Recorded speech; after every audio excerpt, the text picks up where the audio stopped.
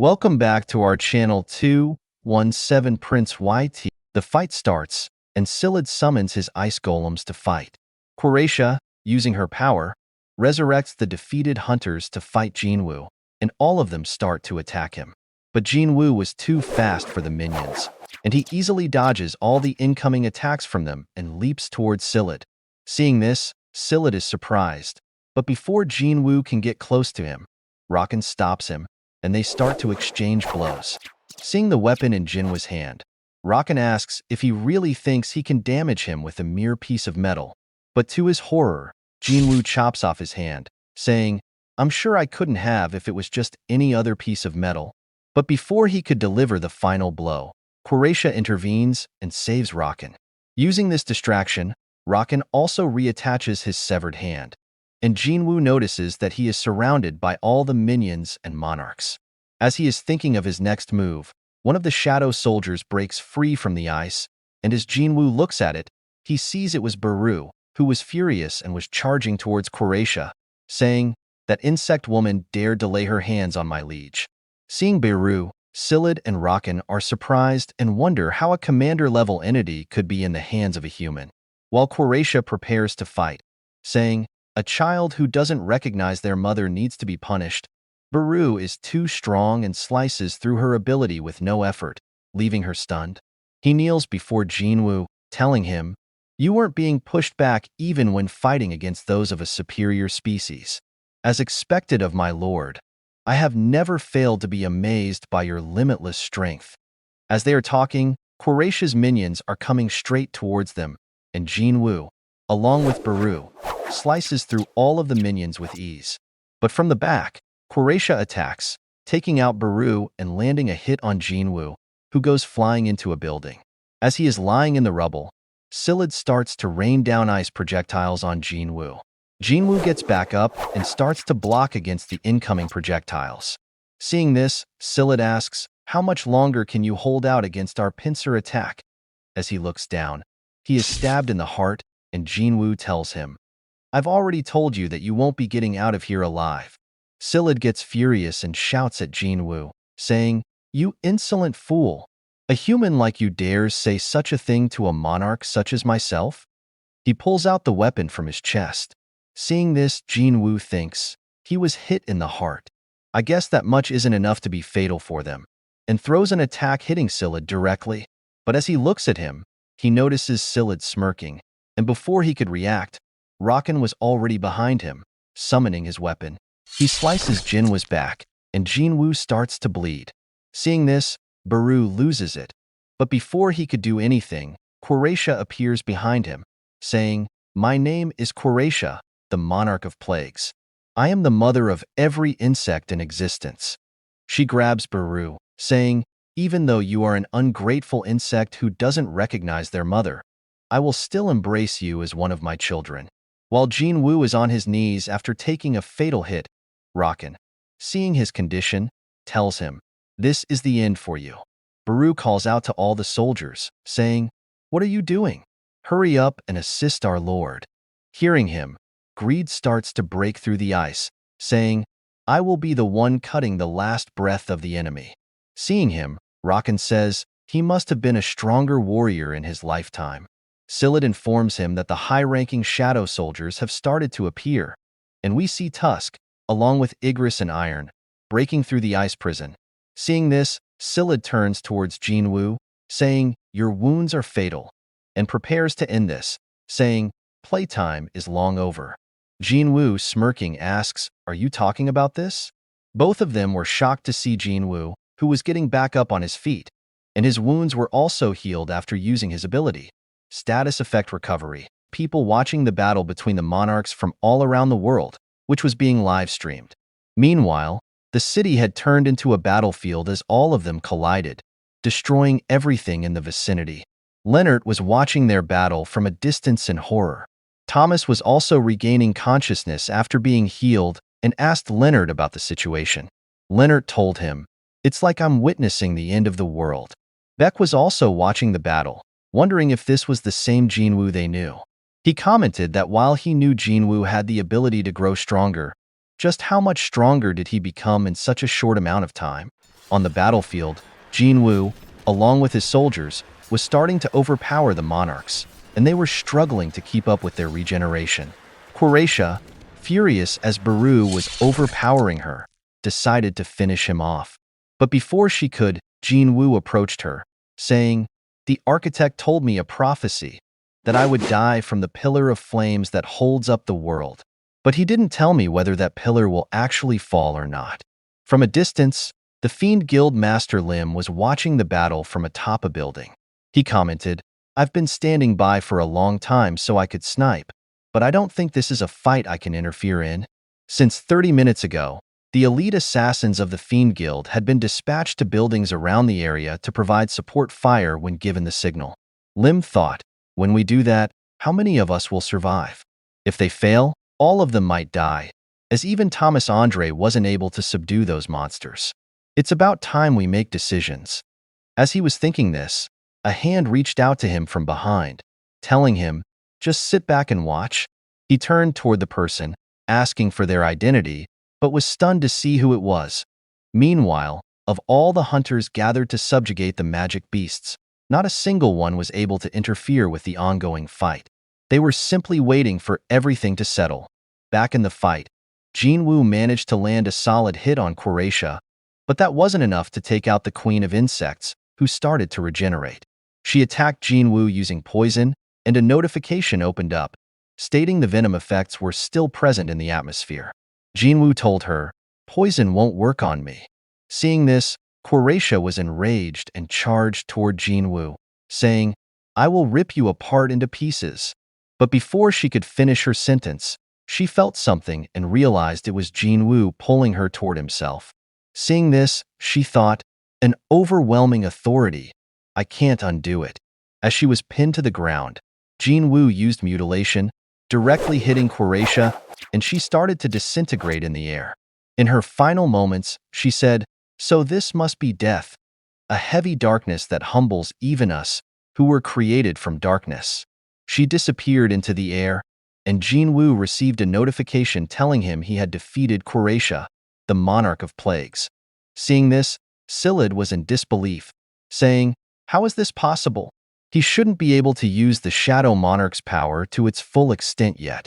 He asked Rocken, "So, we will experience it again? Fear toward one of the strongest monarchs?" Rocken told him not to worry, as Jin Wu was exhausted. Grabbing Baru by the neck, Rocken said, "The fact that he's relying on these small fries implies that he is still incomplete. An incomplete monarch can't get in the way of true monarchs."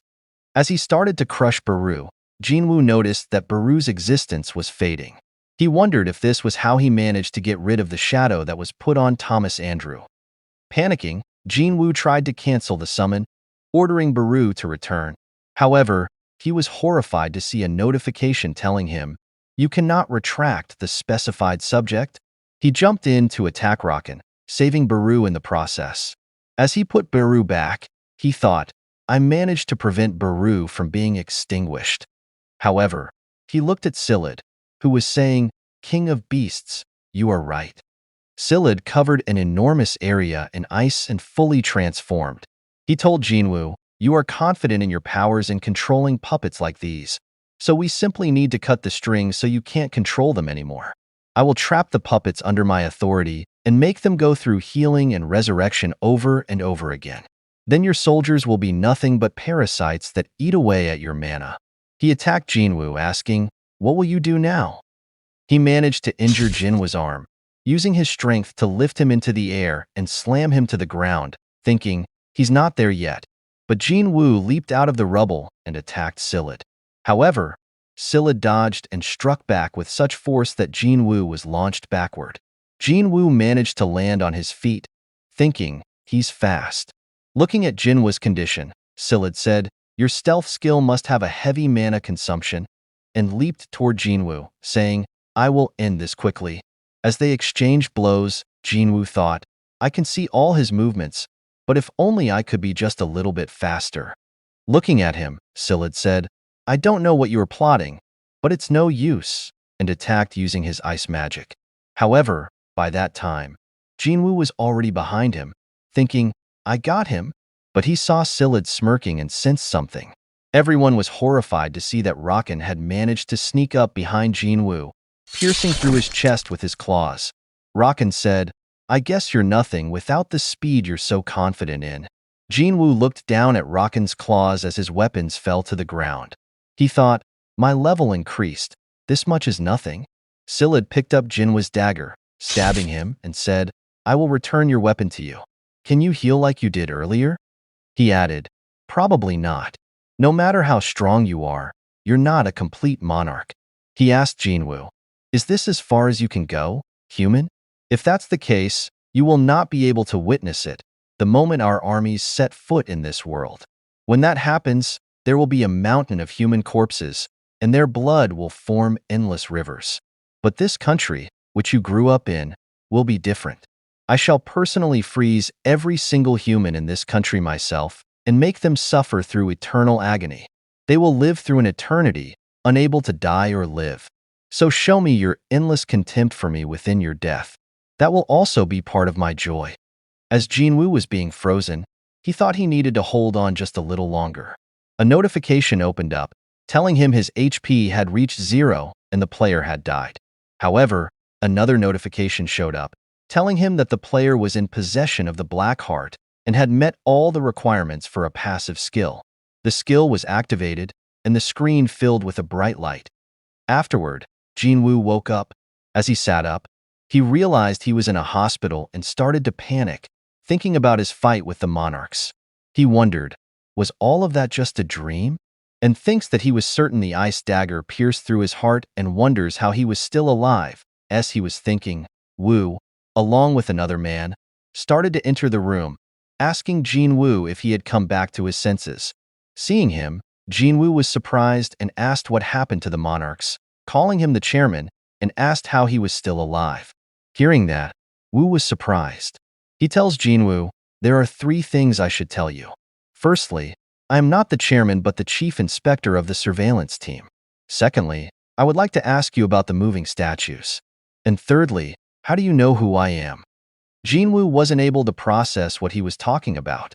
Wu tells him that when they arrived at the site with the White Tigers Guild, it was already over. Jin-Woo tells him that's not what he was talking about. Seeing the situation, Jin-Woo realizes that he has somehow traveled back in time. Looking at his condition, Wu asks if he is all right. Jin-Woo tells him he needs time to rearrange his thoughts and walks out of the hospital. He looks at his stats and items in his inventory, thinking everything is the same as before.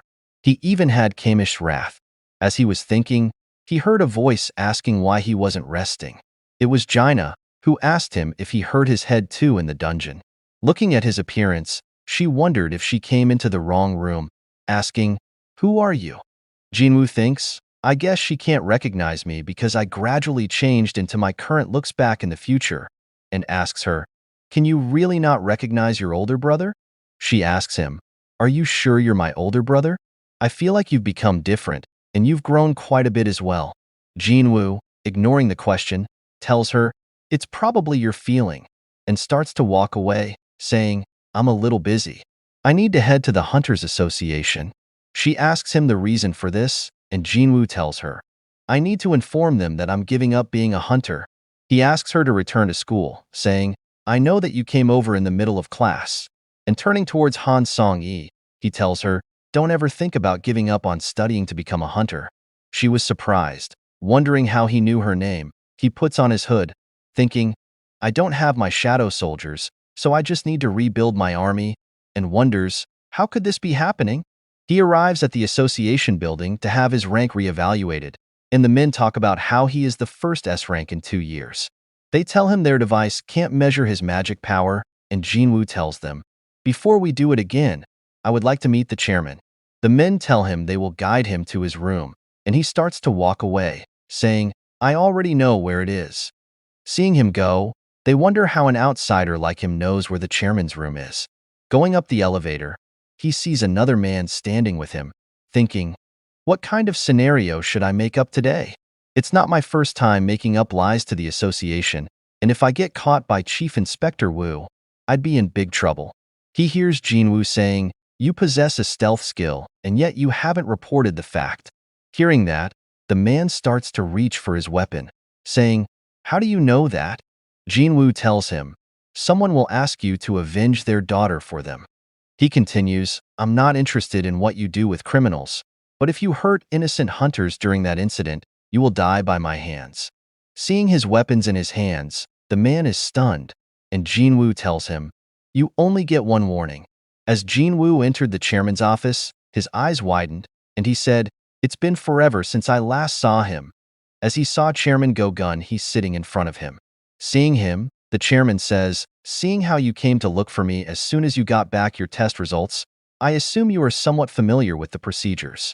Seeing Jin Wu emotional, he asks him if he is all right, and Jin Wu tells him it's nothing. As they sit down, the chairman tells Jin Wu, "I will get straight to the point." And Jin Wu stops him, saying, "There is a deal I would like to tell you about." He asks the chairman to change the regulations so that even summoned creatures can be counted as raid members by the association. Proposing this, Jin Wu offers that if the chairman agrees, he would go to Jeju Island and rid it of the ant monsters.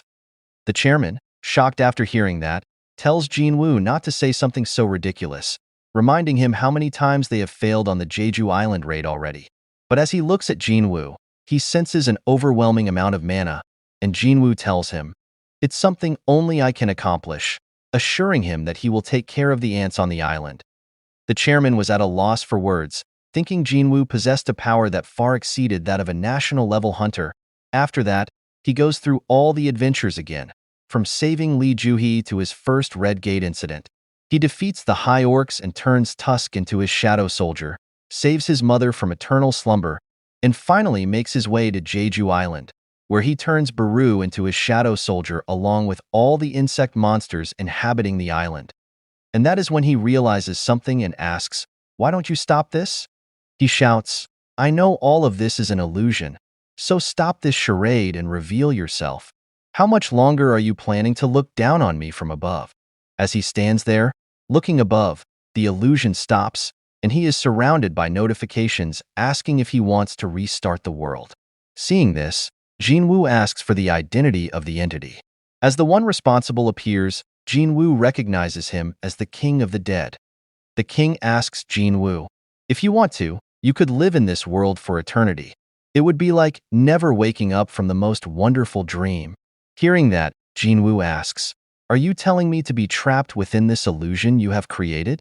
The king replies, "No, I did not create this world. You are responsible for its creation. It's a world created by combining your desire to correct your mistakes up until now with my power. In other words, this is my territory. This is the eternal rest. This is death."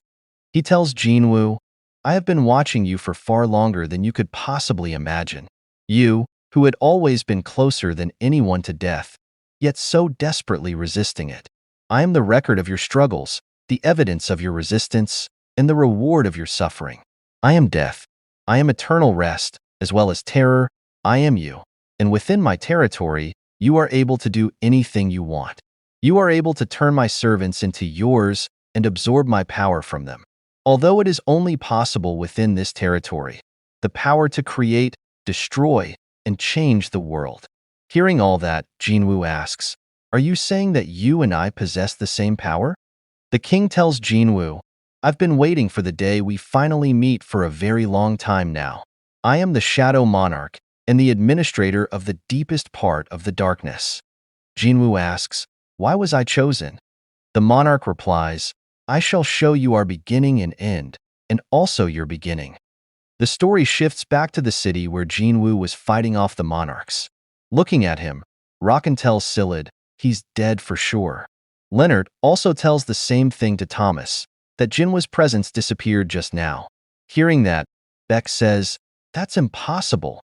So now there isn't anyone who can stop those magical beasts." Lim, from the top of the building, thinks, "I shouldn't have listened to that person earlier," and wonders if they can stop the creatures if they bombard them right now. He decides to attack, instructing his hunters to prepare to fire. "We will fire at once on my signal," he says. "Our target is that magical beast who looks like a White Walker."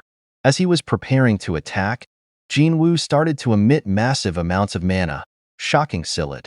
He saw Jinwa's black heart burning with dark flame. Seeing this, both Silid and Rocken realize something, and they both charge toward Jin Wu, saying, "We must stop the true king from descending after the fake king has died." As they both get close, Rocken gets kicked in the face by someone, crashing into Silid, and they both go flying into a nearby building. A man stands in front of Jin Wu, who is still inside the prison Silid made, and he tells both of them, "None shall touch this child." And we see the history of the Shadow Monarch in the distant past. An absolute split the light and dark to create his emissaries. From the light and from the dark, he created the 8 sovereigns. Emissaries were born to maintain the world, and the sovereigns were born to destroy the world. Both factions continuously killed each other. Fatigued by the constant, unending war, the brightest fragment of brilliant light asked the Absolute, "Why are you ignoring the screams of the countless soldiers dying for you?" He asked for the Absolute to lend them his strength so they could fight in his honor. But the Absolute did not reply. At that moment, the fragment of brilliant light realized. To the Absolute, the battle between themselves and the sovereigns is nothing more than entertainment, and he does not want the war to end. They learned that even if they abided by the law of the Absolute, only death awaited them. As long as the Absolute exists, the war will never end, so to end this meaningless war, they unsheathed their blades. It was the start of the rebellion. The monarch points, saying, "That is me of the distant past." He tells Jin Wu, "I was the sole emissary who stood up against the rebellion of the other emissaries, but my pitiful number of soldiers powerlessly fell before the united armies of the emissaries. When I thought it was the end, I reopened my eyes within the darkness and realized that the Absolute had hidden a certain power inside me. On that day, the Shadow Monarch was born. Using his powers, he resurrected the defeated armies and led them to the battlefront. However, when he returned, everything was already over. The remaining fragments of brilliant light had killed the Absolute and called themselves the new rulers. Using various tools containing the power of the Absolute, they hunted down the sovereigns. As a result, the king of giants, Ligia, was captured by the rulers, and the power balance between the two sides collapsed. He tells Jin Wu that the sovereigns realized the severity of the situation, and he used that moment to reach out to them. "They had no choice but to combine forces with me in order to combat our common enemy, the rulers. From then on, I continued the long-lasting battle, as neither a fragment of brilliant light nor an emissary of the Absolute, but as the Shadow Monarch. I strengthened my army by gathering soldiers that remained on the battlefield, and when I combined forces with the army of destruction led by the king of berserk dragons, the monarchs as well as the rulers came to fear me. 2 of the monarchs who feared me aimed for my back after combining forces, and due to that, my shadow army was nearly annihilated. The strength that was too powerful brought me betrayal, while the king of beasts, the beast monarch, ran away after abandoning his soldiers. The king of the demons, the monarch of white flames, Baron, had to pay the ultimate price. But then the rulers started to descend from the sky. They surrounded the shadow monarch and kneeled in front of him, asking for his forgiveness, saying, "There is no reason for us to fight any longer." Even though they possessed enough power to send me back to nothingness if they wanted to, they chose to pursue peace. It was the least respect they could have shown me for the time I was their ally, fighting on the front lines while leading the army of brilliant light. Hearing their apology, the shadow monarch asks them, "Have you not harmed my liege with your swords and spears?" They tell him he was also their master. Hearing that, the shadow monarch gets furious and tells them, "This is precisely why your crimes are even more heinous." The fragment tells him, "You should understand better than anyone how we felt when we raised our banners of rebellion against our master. We simply wanted to end this war." Hearing this, the shadow monarch tells them, "Pierce my heart with your spear. This is the end that you so desperately seek. You shall finally become the victors of this war." But the fragments asked him once more to find it in his heart to forgive them, as all the armies surrounded him, showing him their respect. The shadow monarch tells Jin Wu that he was overwhelmed and was unable to come up with any kind of solution. So, he decided to hide for the sake of revenge. Since he had trapped the monarch of white flames within him, he was planning on striking the forces of the beast monarch after letting his body recover. But while he was hiding, the monarchs, who had lost the majority of their power, were defeated by the rulers. When he reappeared in front of the monarchs, who took their chances to escape to the cracks between dimensions, the king of the dragons did not permit any kind of fight, knowing that it was time for them to recover their strength. As such, he gladly allowed me to join his forces. We went searching for a new world for the sake of building up our new army. The Shadow Monarch continued. Hearing all of that, Jin Wu asks if it was Earth he was talking about. The Shadow Monarch tells him, yes, that is correct, and shows Jin Wu the destroyed cities. Jin Wu thinks, I've seen this scene before. This is the demon castle, and asks, is this what will happen in the future? The monarch tells him, this is a recording of the past. Hearing that, Jin Wu asks, what are you talking about? He explains that in the past, the rulers were late to detect the movements of the sovereigns, and by the time they arrived, everything had come to an end. By then, the rulers grew angry that the army of the chaos world, which they had failed to eradicate, managed to bring destruction upon another world. In order to correct this, they used their tool containing the power of the Absolute, which they had prohibited themselves from using, a tool called the Cup of Reincarnation. It had the ability to turn back time by 10 years. The rulers used everything they had in order to save this world, but the current Earth was far too weak to fight against the monarchs. Whether the monarchs or the rulers won the battle, the impact brought upon this planet would remain the same. So, the rulers made a drastic decision. If they couldn't save everyone, they wanted to make sure that at least some would survive so those people could continue on in this world. Jin Wu asks if that is why the hunters were created. He explains, yes, they were making human beings capable of surviving the collision between the two forces. The rulers wanted the humans to survive, no matter what they had to do. Jin Wu thinks the Demon King is a fragment of memories left behind by the Shadow Monarch, and asks if this world has already gone through countless annihilations. The Shadow Monarch replies, indeed. Although the higher beings are not able to go against the flow of time, they are able to perceive the change in the flow of time created by the Cup of Reincarnation. He tells Jin Wu, now, the cup is unusable. Jin Wu, surprised, asks, how is that possible? He tells Jin Wu, the cup did not possess infinite power. Just like the Absolute, who was eliminated by his own creations, there is a limit to every power. Jin Wu asks how the creations were able to kill the Absolute. He explains, it's no different from humans dying from machines they created. We were created to fight, and our powers were more than enough to bring down our own creator.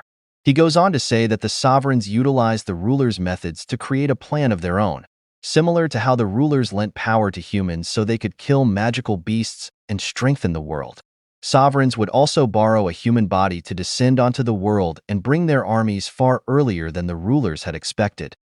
They planned to use the magical energy that had spread around the planet by the rulers to turn the entirety of Earth into one large trap. In order for them to cross over into this world, they needed a host body capable of handling their power. But because the Shadow Monarch and the Monarch of Destruction possessed powers too great, they could not find humans suitable to be their hosts at that time. One of the most capable mage working under a king came to the Shadow Monarch with a proposal. He was willing to find him a suitable human. That mage, called the Architect, asserted that they would give him assistance, but only for an imperishable body in return. Unfortunately, no living thing could become a vessel to contain death. The Architect used the system he designed to search for one talented in sensing magic power, one with prodigious physical power, one with superiority, and one with great mentality. He searched for a human whose strength would match the Shadow Monarch's power. And so, he found someone who bested his system, someone who rewrote the rules of his game and exceeded his expectations. It was you, he tells Jin Wu, who was always weak, always closest to death, and yet evaded death again and again. I watched you, and even in opposition to the Architect, I picked you. So, I shall say it once more. I am the record of your struggles, the evidence of your resistance, and the reward of your pain. Hearing all that, Jin Wu asks, even though I had exceeded the Architect's expectations, I must not have been enough to handle your power, right? The Shadow Monarch explains that the Architect used objects of human skill and human preferences to adjust to his strength. He used games and recreations to fuel Jin Wu's amusement. The Architect's system, which used the Shadow Monarch's power, transformed Jin-Woo's body slowly by leveling it up to match the desired level. Jin-Woo asks, "Why did you betray the architect?" The Shadow Monarch tells him, "The ruler's apology, the betrayal of the monarchs. I pondered on which side I should stand on, so I made a decision, and I wanted it to be that way. As the time I spent with you was so blissful, perhaps I did not want to lose you." He tells Jin-Woo, "In all this time, I became you and you became me. So no matter who becomes the owner of this body, it will not be strange, for we are already one. Therefore, I will offer you a choice. You can stay in this domain of death and enjoy the eternal dreams you've created for yourself. But if that is not your choice, you will be sent to reality once more. You will have to fight your adversaries." Hearing all that, Jin-Woo asks, "You said you had made your decision, but you did not stand with the leaders. So why did you escape to the other world with the monarchs, even though your will to fight the rulers had long dissipated?" The monarchs tell him, "It was because that place did not offer a place for me." Hearing that, Jin-Woo tells him, "My answer is the same. This is not a place where I should be." Hearing his answer, the monarch gets happy as he walks away. Jin-Woo asks, "Is this the last time I will be seeing you?" He tells Jin-Woo, "I will return to rest, but you, the Shadow Monarch, will live an imperishable life. Thus, the crossing of our paths is quite unlikely. With death, your power has become absolute. The way to go back is..." Before he could finish, Jin-Woo tells him, "I know." The Shadow Monarch tells him, "Because I am you." Silid and Rocken witnessing the rebirth of Jin-Woo. They ask the man, calling him a fragment of brilliant light, saying, "The worst disaster is coming from the body of the human you are trying to protect. Are you really trying to bring disaster upon this world by your own hands? Are you really risking your life to aid the Shadow Monarch's revival? Just what are you traitors thinking?" Rocken tells Silid, "We don't have much time," and he prepares to stop Jin-Woo from gaining his full power. Seeing this, the man also prepares to fight to buy time for Jin-Woo to recover. With lightning-fast speed, all of them charge toward each other as the fight begins. Silid closes in and attacks the fragment using his trident, but the fragment was too fast and managed to dodge the strike. From above, he sees Rocken's claw coming straight toward him, and before the attack connects, the fragment, using his speed, dodges and gets behind Silid, stabbing him in the shoulder. Seeing this, Silid thinks, "He's reading the trajectory of my spear and moving accordingly." As they were unable to land a single hit on the fragment, Rocken thinks, "He has the movement of a warrior who has experienced countless battles. He's barely avoiding the Frost Monarch's attacks and fending off all of mine at the same time." As Rocken is distracting him, Silid sneaks up behind the fragment, preparing to freeze him in place. But the fragment is too fast, kicking Silid under his chin, launching him into the air and smashing him into a building. As this happens, Rocken closes in, opens his mouth, and prepares to bite the fragment to shreds. Instead, he gets pierced through the face and screams out in pain. Before he can recover, the fragment delivers an elbow to his ribs, sending him flying a couple of feet back.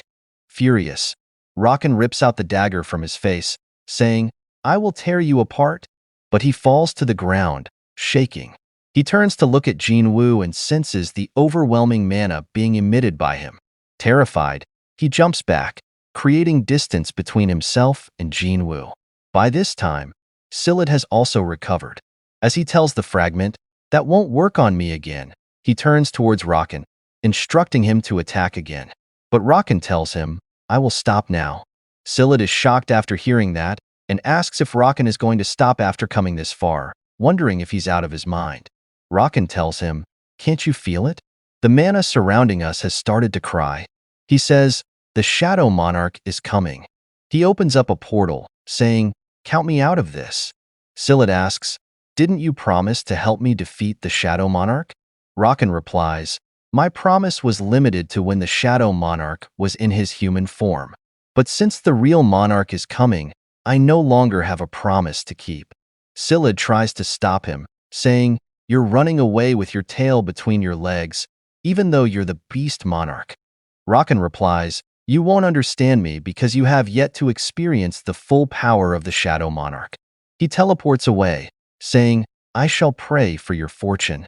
After he leaves, Silid decides to stay and fight. He tells the fragment, taste the terror of the frost. This is my true power. He buries his trident into the ground, and the area starts to get covered in an ice storm. Seeing this, Lim instructs his hunters, we are retreating. Leave this place at once. The ice converts into spears that rain down on the fragment, giving Silid enough time to prepare for a powerful attack. He screams, mere humans dare challenge me without knowing their place. As a gigantic piece of ice manifests in the sky, he tells the fragment, be trapped inside the eternal void with the Shadow Monarch. Seeing the size of the ice, the fragment thinks, is he planning to destroy this entire area? He gets hit by one of the incoming projectiles, losing his arm in the process.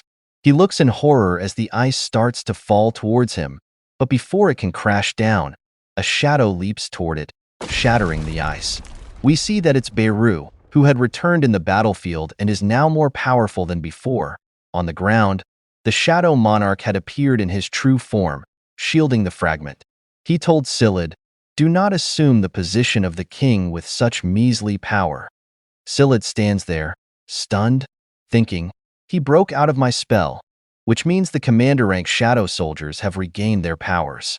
Seeing this, Jin Wu starts to come out of his armor, revealing his true body, saying, that's why I shouldn't trust prophecies. All of his soldiers were free, and they kneeled in front of him. He asks, did the beast flee? Silid's expression changes upon hearing him say, who dares to leave without my permission? Horrified, Silid thinks, it's a wall I couldn't even imagine overcoming. The difference in power between me and him is just too significant. As he thinks this, a dark bubble starts to form around Jin Wu, gradually covering most of the city. It grows until it can be seen from space, covering half of the earth. As the bubble disappears, Jin Wu says, found you. Thinking he was distracted, Silid believes he has an opening that will never come again. He gathers all of his mana for one final attack, thinking, although there exists a power gap between us, for him to let his guard down with his enemy right in front of him. If I miss this opportunity, the only thing waiting for me is inevitable death. I must end everything with this single strike. He throws his trident toward Jin Wu, but Jin Wu effortlessly stops it with his hand, shattering the weapon into pieces. Seeing this, Silid thinks, how is this possible? So this is the power of the Shadow Monarch, one of the strongest monarchs. Instead of striking back, Jin Wu tells him to wait, saying he will save him for later. Wait patiently until I finish taking care of the beast. Somewhere in a forest, a portal appears, and from it, Rocken emerges.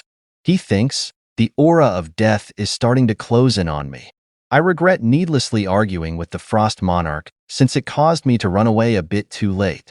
But now that things have come to this, I need to quickly hide here until the King of Dragons comes back. As he thinks this, a shadow appears behind him. Sensing it, he turns around, thinking, this aura. Don't tell me. He freezes in fear, sensing Jin Wu behind him. He thinks, the air is soaked with the smell of death. He gets to his knees, thinking, the overwhelming power gap. I can't win or run away. The fear of strength I feel from my experiences. He tells himself to lower his head and obey. He tells Jin Wu, I, the King of Beasts, do not wish to fight against you. Please forgive me for my sinful acts and accept me as one of your allies. In the near future, the King of Dragons will set foot on this land with his soldiers, and I, along with my beast army, shall assist you. Hearing all this, Jin Wu agrees to spare his life. Rocken, smirking, thinks, he fell for it. How foolish. He isn't the real deal. If he were, there'd be no way he would forgive me, especially after I betrayed him once again and tried to get rid of his vessel. I bought time thanks to the human's foolish forgiveness and affection. I just need to hold out until the King of Dragons gets here, and when that time comes, I will rip your corpse into pieces. But outside, Rocken tells Jin Wu, I shall serve you with loyalty. Seeing this, Jin Wu tells him, before that, we need to take care of something. I have 5 scars from your claws that pierced my heart. If you can survive 5 attacks from me, I will forgive you. Hearing that, Rocken gets furious. Fully transforming, He says, "You dare mock me, the king of beasts?" He tells Jin Wu, "Although my life will end here, you will not leave unscathed." Seeing his towering, monstrous form, Jin Wu summons his dagger, preparing to fight. With lightning-fast speed, he passes by Rocken as a streak of light. As Jin Wu reappears behind him, Rocken has still not noticed what happened. Blood starts to fall from his body, and he realizes he's missing a limb. As he notices what has happened, Jin Wu tells him, "4 more left." Back in Korea, Baru is healing all the injured hunters. Looking at him, Silid thinks, "I don't know about that ant who is healing humans, but this one is certainly an issue." He sees Igris coming straight towards him and thinks, "I've seen it before." The Knight of Death, one of the 2 wings of the Shadow Army, he is Igris. While running, he thinks, now that it's able to use its full power, it's quite bothersome. They can regenerate as long as the Shadow Monarch still has mana, but I can't recover the mana I used for transformation. As he lands, he tells Igris, "Don't even think about doing something so meaningless. You think you can hold out much longer against me?" Igris stops, burying his sword into the ground, and from his cloak, Jin Wu starts to appear. As he emerges, he throws 2 teeth on the ground and tells Silid, "The Beast Monarch is dead." Hearing that, Silid thinks he killed the Beast Monarch in the few minutes that he was gone. Jin Wu tells him, "The Plague Monarch, the Beast Monarch, and the Frost Monarch. The deaths of these 3 will serve as a warning to the other monarchs." Hearing that, Silid prepares to fight, summoning his ice projectiles, but before he can attack, a dagger stabs him in his heart and another pierces his shoulder. Desperate, he tries to attack Jin Wu with what little mana he has left. But Jin Wu grabs him by the mouth, preventing him from doing that, and slashes him, saying, "The Beast Monarch died on the 4th strike. I wonder how much longer you can survive."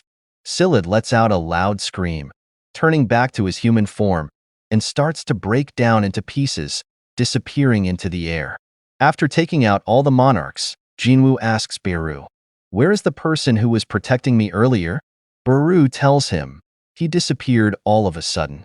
We see the man sitting as he manages to drag himself away from the battle. He sees his hand breaking down into pieces and thinks, "I guess this is the consequence of receiving this power with a mere human's body." Accepting his fate, he says, "It's fine. This is how it should be." A dagger falls near him and someone asks, "Did you really think I wouldn't know if you left like that?" It was Jin Wu asking, "Why did you leave without a word?" He calls him his father.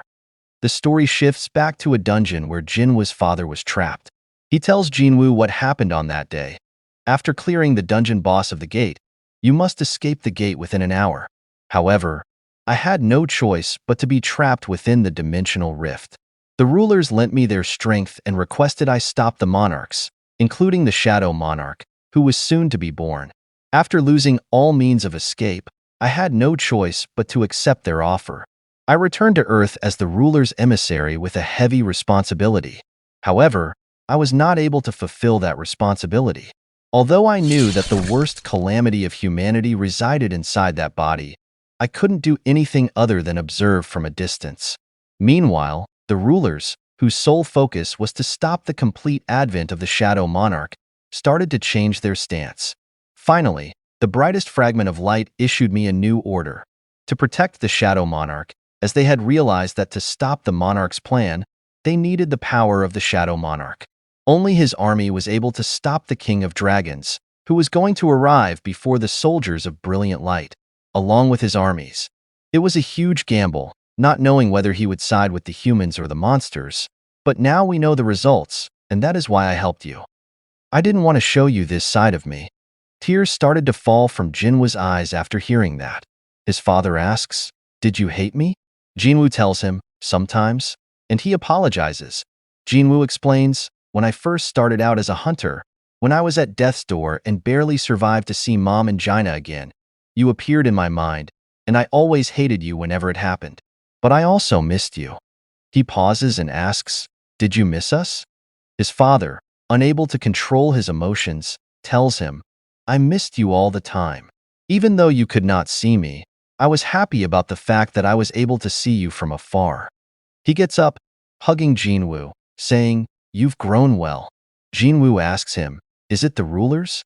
Are they the ones who controlled you and are now throwing you away?" His father tells him, "They simply gave me an opportunity to make a choice.